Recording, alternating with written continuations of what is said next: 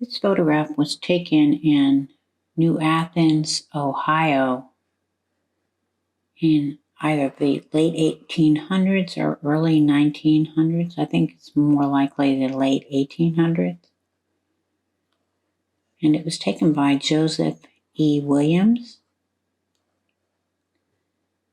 He was a very good photographer.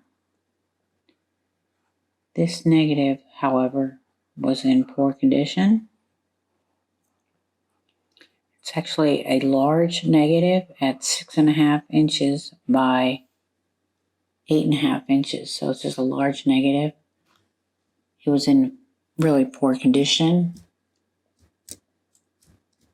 You can see this is the before and this is the after.